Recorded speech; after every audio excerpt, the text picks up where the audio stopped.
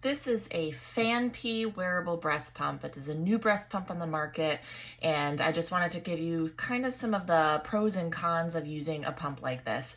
With a wearable pump, if you are exclusively pumping or needing to pump multiple times at a work session or away from baby, wearable pumps can do a pretty decent job. Tuck them in the bra, go about your day pumping milk.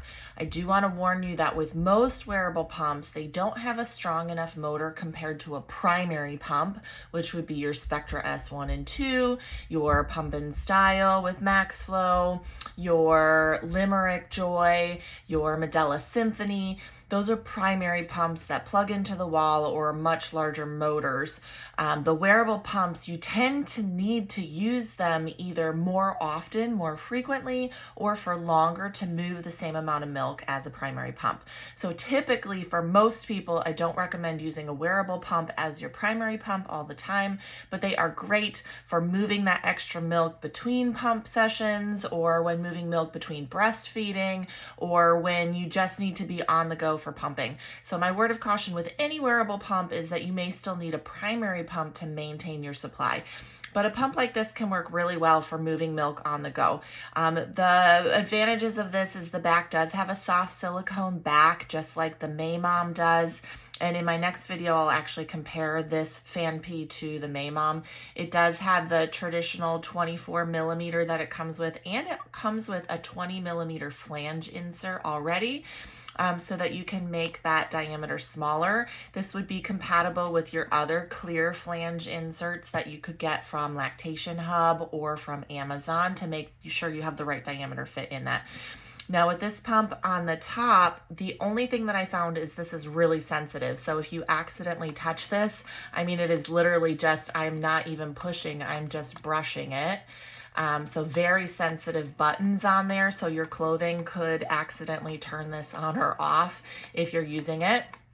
From a noise perspective, not too terribly loud. If you had some ambient noise or white noise, this wouldn't be too noticeable, so it's not extremely loud.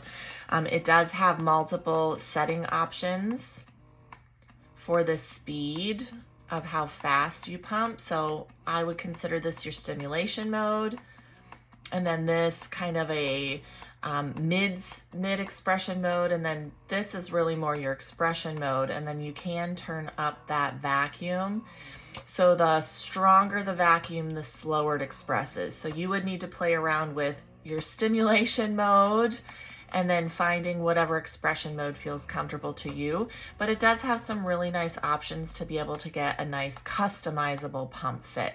So overall, this is a pretty decent little wearable pump.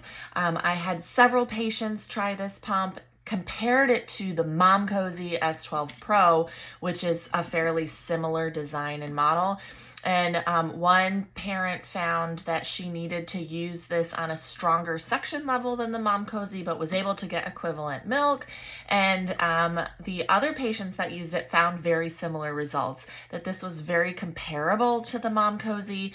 It moved the same amount of milk, comfort was about the same, and they just had to play around with the levels on that to find what they triggered best to, but they got equivalent amounts of milk compared to the Momcozy. And the only comment was that it's super sensitive with those buttons. I mean, I'm not even touching, I'm literally just brushing that with my finger. So that was the only caution on that. In the next video, I accidentally call it the FanPea. It is FanPea, and I do compare it side by side to the Momcozy so that you can see what it looks like in terms of size to that other pump. But overall, pretty decent little pump. Now you know.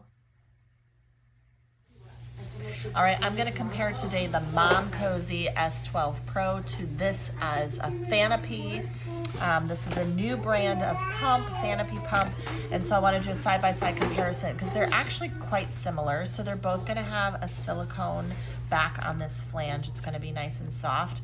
The Fanapy is going to come with a 20 millimeter insert. So the big piece is 24 millimeters. It comes with its own 20 millimeter insert, but you could take another soft silicone insert and put that in to get you into that right size flange. Both of these really look quite the same, right? They've got the pump or the motor up on top. They've got the intake valve and the duckbill inside. And both of them are going to have fairly similar ways that the pump turns on. This Fanapy's just a little bit bigger in diameter. The entire casing is just a little bigger.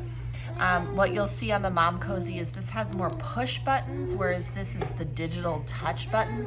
This was really sensitive. If you accidentally hit it, it would turn on.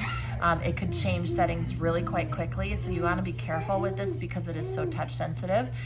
In comparison of them pumping side by side, they get the same volume, but this one tended to need the vacuum suction much higher to get that same volume as the Mom Cozy. So in reality, these two pumps are really quite similar. This Fanapy was a little bit more sensitive. It did need to have the vacuum on just a little bit higher.